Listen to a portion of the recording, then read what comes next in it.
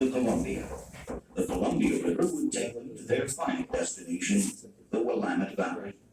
The big move west was about to begin. It's the primary route for one overwhelmingly good reason. At the head of the headwaters of the Platte and the North Platte was South Pass. And South Pass was the only feasible crossing of the Rocky Mountains for the entire width of the United States. Mother Nature dictated those terms.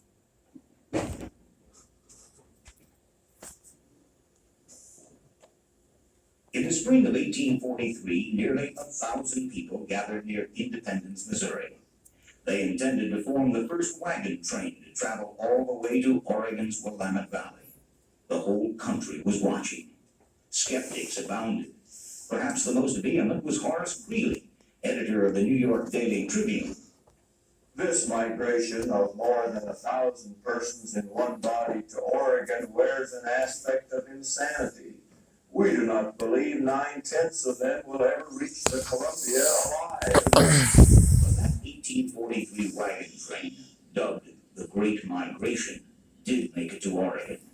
And over the next 30 years, nearly 100,000 more men, women, and children would follow the ruts west.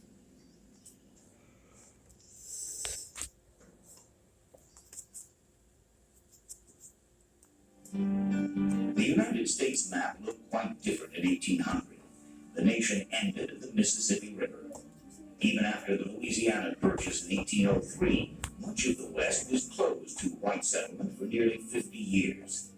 The Missouri River was a natural boundary of sorts between fertile farmland and dry desert wasteland.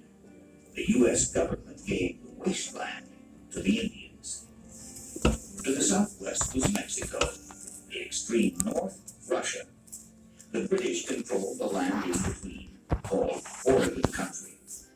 It was a huge territory, including what is now Idaho, Washington, Oregon, and much of British Columbia. In 1818, the Americans and the British agreed to jointly occupy Oregon. But that was just an American ploy to buy time. The U.S. wanted the land outright. The key was getting settlers there. Recognizing this, many of the emigrants made the 2,000-mile trek for patriotic reasons, to colonize Oregon for the country they loved. They're idealists. They even had a vain pictures. Especially where Oregon was concerned, they thought they understood that they needed to colonize Oregon and keep it. And they had a good chance of getting some free land while they were at it. The plan worked perfectly. The emigrants got land, and the United States got Oregon. By 1846, thousands of immigrants had already settled in the Willamette Valley, and the British ceded everything south of the 49th parallel. Oregon was now a part of the U.S., but the emigration was far from over.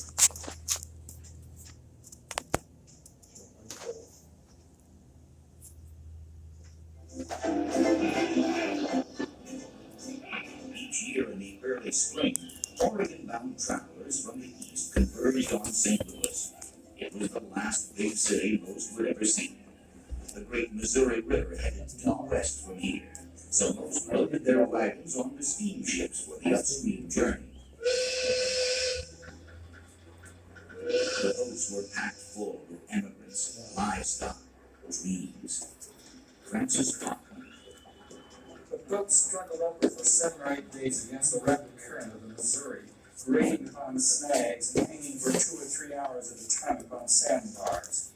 In 5 or 6 days, we began to see signs of the great western movement that then was taking place. This was by far the easiest leg of the journey, but it didn't last long. 200 miles from St. Louis, the Missouri takes a cruel turn to the north. The emigrants were headed west. So they unloaded their wagons at any one of several small towns along the Missouri River, which they called jumping off places. Independence was the first option. Further upstream was Westport, St. Joseph. Even further north, Omaha and Council Bluffs. The economies of these frontier towns depended on immigrants passing through. So many hired agents to go east and badmouth the competing cities. William Rothwell. I have never in my life heard as many false statements as were told us in coming here. We were frequently told that at least 15 to 20 cases of cholera were dying daily in St. Joseph. In reality, no one died of cholera in St. Joseph that year. Each spring, these small hamlets became raucous boom towns, as thousands of emigrants camped for days or weeks while getting ready to begin the journey. Independence was by far the most popular point of departure in the trail's early years. Francis Parkman. A multitude of shops had sprung up to furnish immigrants with necessaries for the journey. The streets were thronged with men, horses, and mules. There was an incessant hammering and banging from a dozen blacksmith sheds, where the heavy wagons were being repaired and the horses and oxen shod. While I was in town, a train of immigrant wagons from Illinois passed through. A multitude of healthy children's faces were peeking out from under the covers of the wagons. By mid-April, the prairie outside Independence was packed with emigrant campers, often over 3 square miles worth.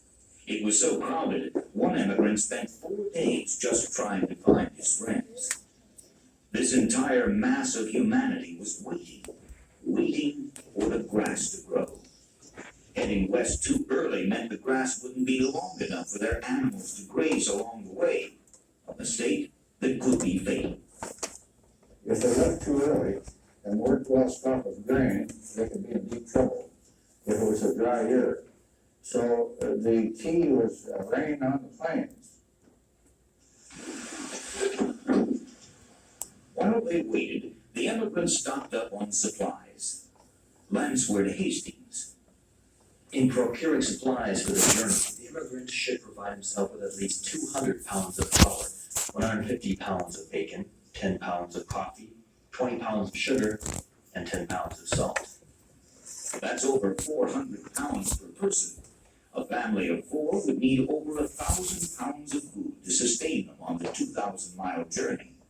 The only practical way to haul that much food was a wagon.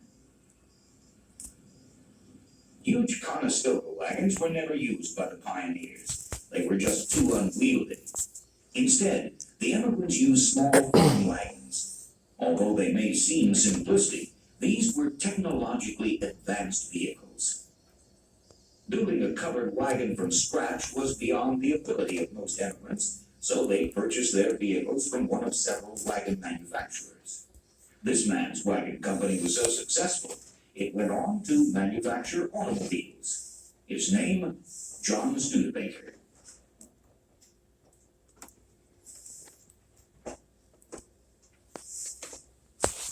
What animal would pull these massive wagons?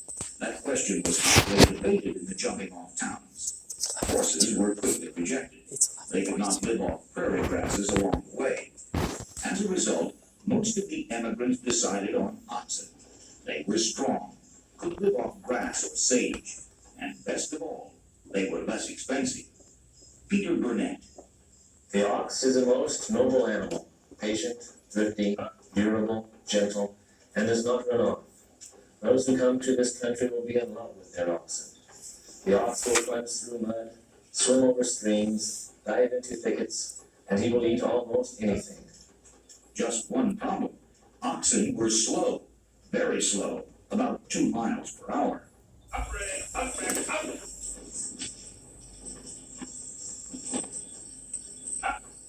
There was an alternative for those in a hurry. Mules. Mules were faster and they too could live off prairie grasses. But many believed they didn't have quite the staying power of oxen. So a number of immigrants in their diaries would write about how the mule team would pass them early in the journey, but about halfway through, a lot of times the old oxen wagons would catch up to them. But perhaps the biggest problem with mules was their cantankerous disposition. Emigrant John Clark purchased several just before departing. We had to risk our lives in roping them. After being kicked across the fence on half-dozen times and run over as often, We at last succeeded in leading them out. It was laughable.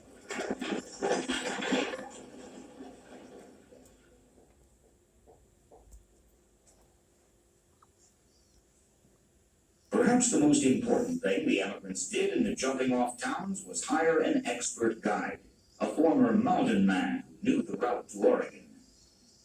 Then within a very short time, probably about 3 years, after they started going, guidebooks started showing up. Some of them were very good, some of them were pretty good, and some of them were fairly general. Like a modern travel guide, these books gave details about each step of the journey. They soon replaced the mountain men entirely. Within a few years, even a guidebook would not be necessary. Wagon traffic wore the ruts deep. The route to Oregon was clear.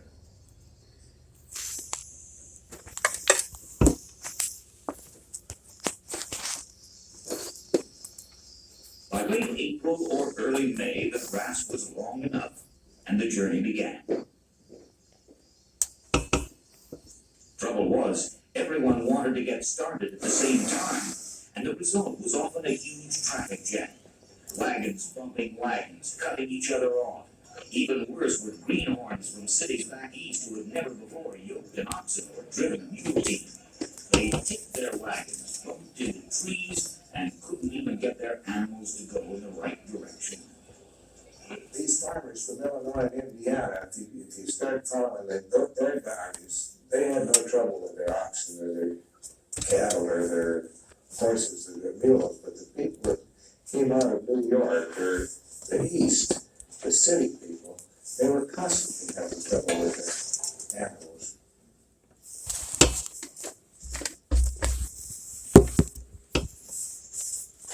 Only a few miles outside of Independence, nearly all the emigrants realized they had grossly overloaded their wagons. Their only choice was to start throwing things out. If you were traveling with a family, which many of them did, you would have to try and pack everything that you could into it.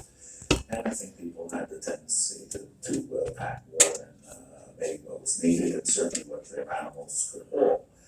And many of them found out in a very short time that they had too much, and the animals or the wagons would fall behind. And so about the only thing you could do was to start lightening your load, and that was by throwing things out. The trail was so littered with this debris that scavengers from the jumping-off towns would collect wagon loads of flour, bacon, even cast-iron stoves. Of course, overloaded wagons meant few of the emigrants could ride inside. Instead, most walked. Many made the entire 2,000-mile journey on foot.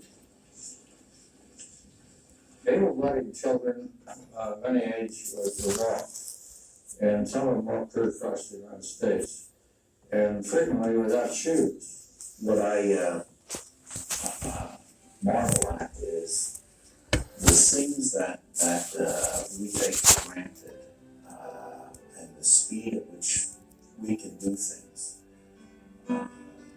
It's just impossible. It was impossible for them. Just the idea of spending most of your day walking. And I think they did that without complaint, basically speaking. I don't think most of us can do that. I think they just saw a lot of things that we would see as hardships as just an ordinary part of their day, and they didn't think about it.